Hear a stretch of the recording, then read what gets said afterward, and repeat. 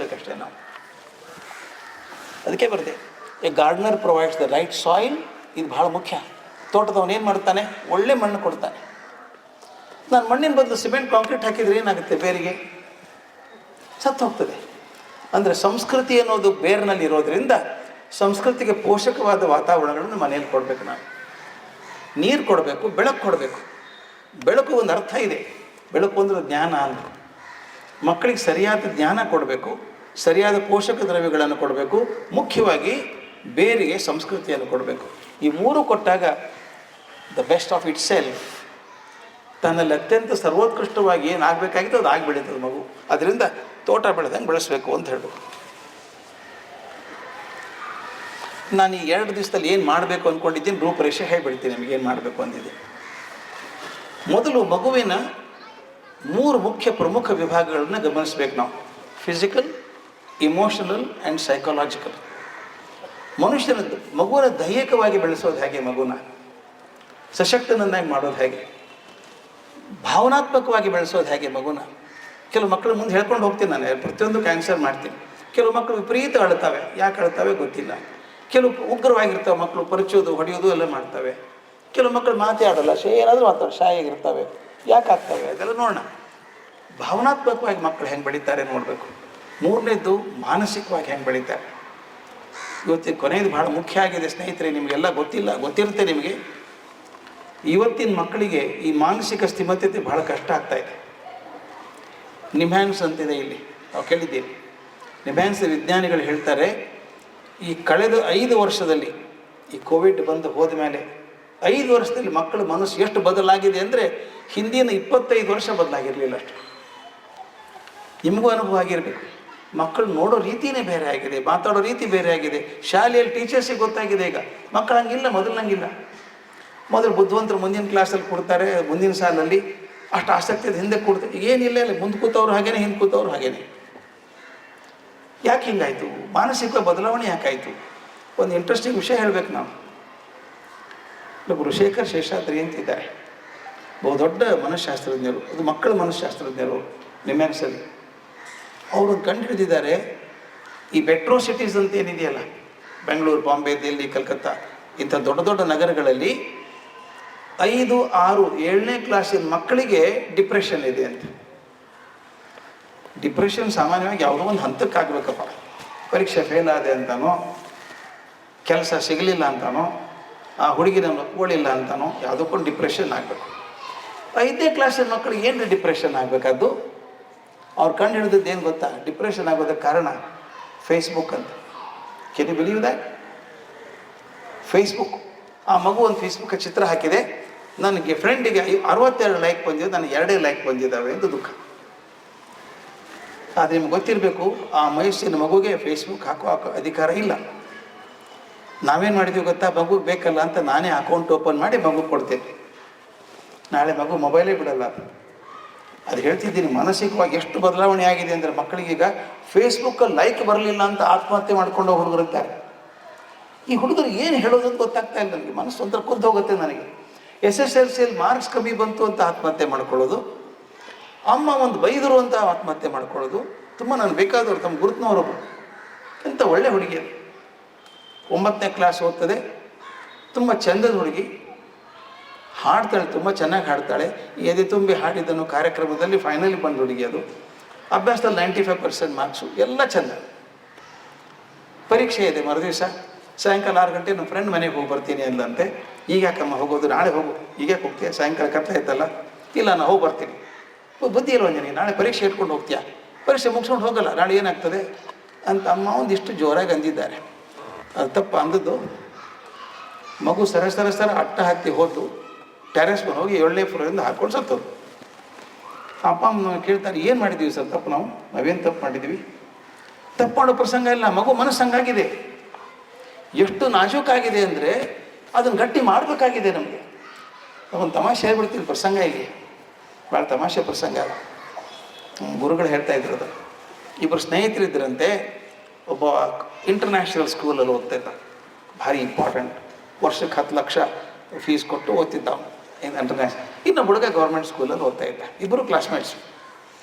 ಇಬ್ಬರು SSLC ಪರೀಕ್ಷೆ ಕೂತರು, ಇಬ್ಬರು ಫೇಲ್ ಆದರು. ಅವ ಇಂಟರ್ನ್ಯಾಷನಲ್ ಸ್ಕೂಲವ್ರು 1 ಸಬ್ಜೆಕ್ಟ್ ಫೇಲ್ ಆಗಿದ್ದ, ಇವನು 5 ಸಬ್ಜೆಕ್ಟ್ ಫೇಲ್ ಆಗಿದ್ದ. ಇಬ್ಬರು ಮಾತಾಡ್ತಿದ್ರಂತೆ. ಅವ್ನು ಭಾಳ ಬೇಜಾರು ಮಾಡ್ಕೊಂಡಿದ್ದೆ ಇಂಟರ್ನ್ಯಾಷನಲ್ ಸ್ಕೂಲ್ನವನು. ಏನಪ್ಪ 1 ಸಬ್ಜೆಕ್ಟ್ ಹೋಗ್ಬಿಡ್ತು, ನಾ ಬದುಕೋದ್ರಲ್ಲ ಅರ್ಥ ಇಲ್ಲ, ನಾ ಆತ್ಮಹತ್ಯೆ ಮಾಡ್ಕೊತೀನಿ ಅಂದಂತೆ.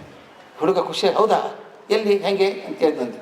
ಏನಿಲ್ಲ ಬೆಟ್ಟ ಹತ್ತಿ ಹೋಗ್ತೀನಿ, ಹಾರ್ಕೊಂಡ್ಬಿಡ್ತೀನಿ ನಾನು. ಹೌದಾ ನಾನು ಬರ್ತೀನಿ ನಡಿ ನಿನ್ನ ಜೊತೆಗೆ. ನೀನು ಹರ್ಕೋತೀಯ? ನಾನು ಹರ್ಕೊಳ್ಳಲ್ಲ ಅಂದ. ನಾನು ಯಾಕೆ ಹರ್ಕೊಳ್ಳಿ? ಅಲ್ಲೋ ನಂದು 1 ಹೋದ್ರೆ ನಾನು ಹರ್ಕೋತಾ ಇದ್ದೀನಿ, ನೀನು 5 ಹೋಗಿದ್ದಾವಲ್ಲ ಸಬ್ಜೆಕ್ಟ್ಸು ಅಂದ. ಅವಾಗ ನಂಗೆ ಹರ್ಕೊಳ್ಳಲ್ಲ ನಾನು ಅಂದ. ಈಗ ಹರ್ಕೋತೀಯಪ್ಪ ನೀನು, ಆಯಿತಾ? ಮತ್ತೆ ಹುಟ್ಟಿ ಬರ್ತೀಯ, ಮತ್ತು LKG UKG first standard second standard 10th standard ಬರ್ಬೇಕು, ಮತ್ತೆ 10 ವರ್ಷ ಬೇಕಲ್ಲ. ನಾನು ಮುಂದಿನ ಎಕ್ಸಾಮ್ಗೆ ಪಾಸ್ ಆಗ್ತೀನಿ ಅಂದಂತ. ಈ ಮನಸ್ಸು ಗಟ್ಟಿ ಆಗ್ಬೇಕಲ್ಲ. ಒಂದು ಫೇಲ್ ಆದರೆ ಜೀವನ ಹೋಯ್ತು. ನಾನು ಯಾಕೆ ಹೇಳ್ತಿದ್ದೀನಿ ಅಂದರೆ, ಮಕ್ಕಳಿಗೆ ನಾವು ಹೇಳಬೇಕಿದ್ದನ್ನು, ನಾನು ಸೋಲೋದು ಕಲಿಸಿಲ್ಲ ಮಕ್ಕಳಿಗೆ ನಾವು. ಒಂದು ಫೇಲ್ ಆದರೆ ಏನಾಯಿತು? ಒಂದು ಪ್ರಯತ್ನದಲ್ಲಿ ಫೇಲ್ ಆಗಿದೆಯಾ, ಜೀವನದಲ್ಲಿ ಫೇಲ್ ಆಗಿಲ್ಲ ನೀನು.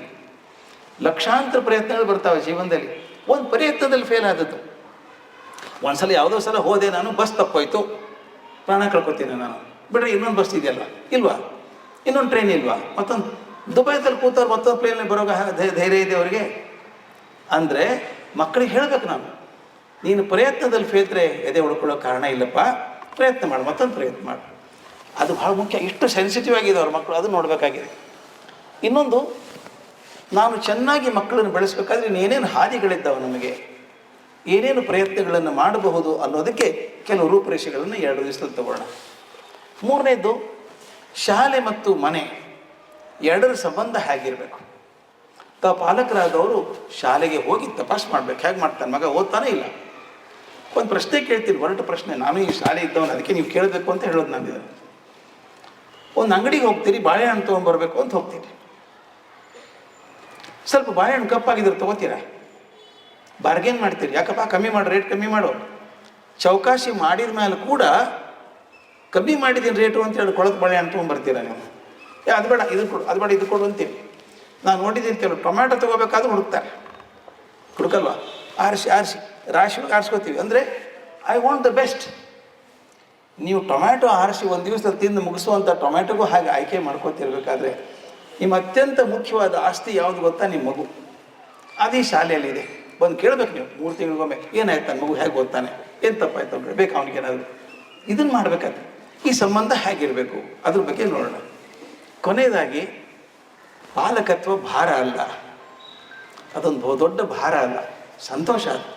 ಅದು ಮಗುನ ಬೆಳೆಯೋದು ನೋಡೋದೇ ಸಂತೋಷ ಅಲ್ವಾ? ನಾನು ಅದಕ್ಕೆ ಎಲ್ಲರಿಗೂ ಹೇಳ್ತಿರ್ತೀನಿ, 5 ವರ್ಷ ತನಕ ಮಕ್ಕಳು ಕಣ್ಣು ತೆಗಿಬೇಡ್ರಿ.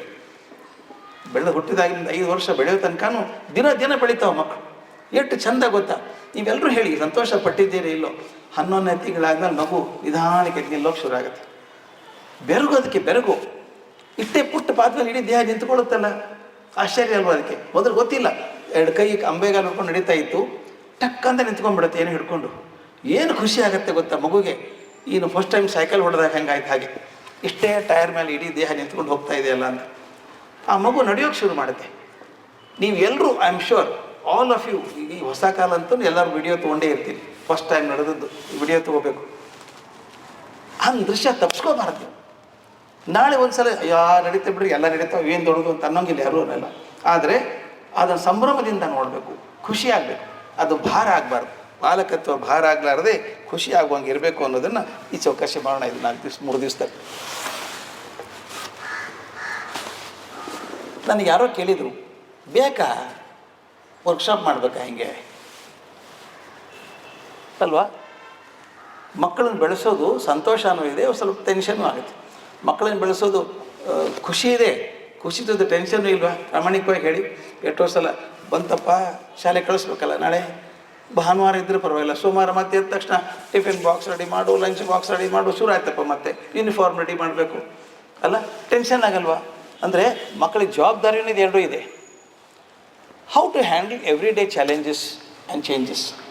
ದಿನನಿತ್ಯ ಬದಲಾಗ್ತಿರುವಂಥ ಸವಾಲುಗಳನ್ನು ಹೇಗೆ ಎದುರಿಸಬೇಕು ಅನ್ನೋದಕ್ಕೆ ಸೆಷನ್ಸ್ ಯಾಕೆ ಪ್ರಯೋಜನ ಆಗುತ್ತೆ ಅಂದರೆ,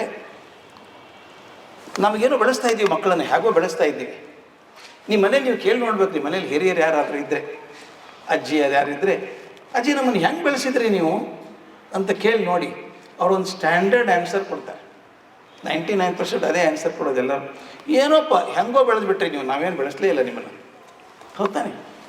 ಅವ್ರೇನು ಪ್ರಯತ್ನ ಮಾಡಲಿಲ್ಲ, ಯಾಕಂದ್ರೆ ವಾತಾವರಣ ಹಾಗಿತ್ತು ಅವಾಗ. ಎಲ್ಲ ಒಟ್ಟು ಕುಟುಂಬ, ಎಲ್ಲರೂ ಸೇರಿ ಇರೋರು.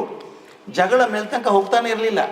ಈ ಕೆಳಗಿತ್ತಲ್ಲ, ಇಲ್ಲ ಜಗಳಗೊಂಡು ಹಿರಿಯರ ಅಕ್ಕನೂ ಅಣ್ಣ ಇರ್ತಿದ್ರು, ಸುಮ್ಮನೆ ಕೂತ್ಕೊಳ್ಳೆ ನಮಗೇನು ಗೊತ್ತಿಲ್ಲ ಸುಮ್ಮನೆ ಕೂಡು ಅಂತಿದ್ರು, ಅಲ್ಲೇ ಕೂತ್ಬಿಡ್ತಿದ್ವಿ ನಾವು, ಮೇಲೆ ಹೋಗ್ತಿರ್ಲಿಲ್ಲ.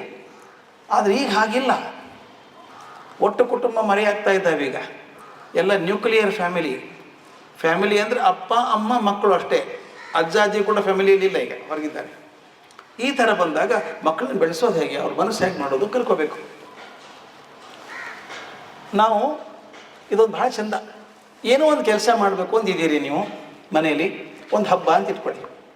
ಹಬ್ಬಕ್ಕೆ ತಯಾರಿ ಮಾಡ್ತೀರಿಲ್ಲ, ಹಬ್ಬಕ್ಕೆ ಮಾಡ್ಬೇಕಾದ್ರೆ ಯಾವತ್ತಿಂದ ಶುರು, ಏನು ಅಡುಗೆ ಏನು ಮಾಡೋದು, ಅವತ್ತು ಗೆಸ್ಟ್ ಯಾರು ಬರ್ತಾರೆ ಮನೆಗೆ, ಅವ್ರು ಇಳ್ಕೊಳ್ಳೋಕೆ ವ್ಯವಸ್ಥೆ ಏನು ಮಾಡೋದು. ಸಣ್ಣ ಕಾರ್ಯಕ್ರಮ ಆದರೂ ಪ್ಲ್ಯಾನ್ ಮಾಡ್ತೀವಲ್ಲ ನಾವು.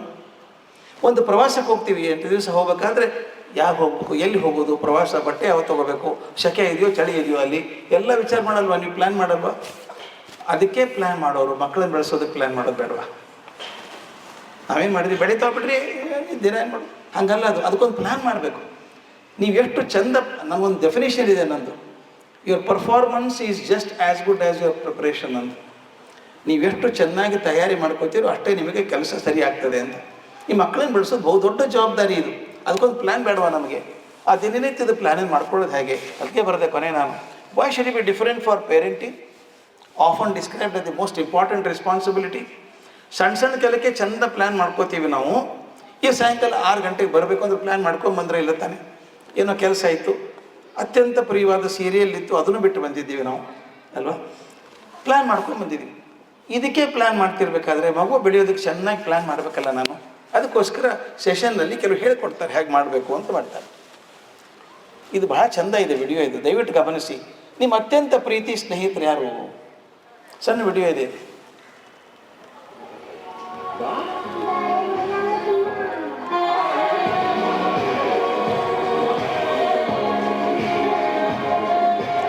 Play it again. Can you play it again? Just ನೋಡಿ, ಅವ್ನು ಕೇಳ್ತಾನೆ ಪುಟ್ಟ ಮಗುಗೆ, ನಿನ್ನ ಗರ್ಲ್ ಫ್ರೆಂಡ್ ಇದ್ದಾಳ ಅಂತ ಕೇಳ್ತಾನೆ.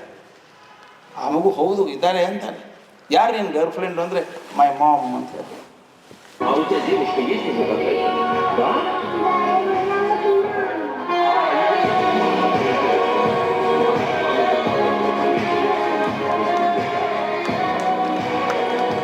ಇದಕ್ಕಿಂತ ಬೇರೆ ಖುಷಿ ಬೇಕೇನ್ರಿ ಅಮ್ಮನಿಗೆ? ಇದಕ್ಕಿಂತ ಹೆಚ್ಚಾಗಿ ನನ್ನ ಅತ್ಯಂತ ಪ್ರೀತಿ.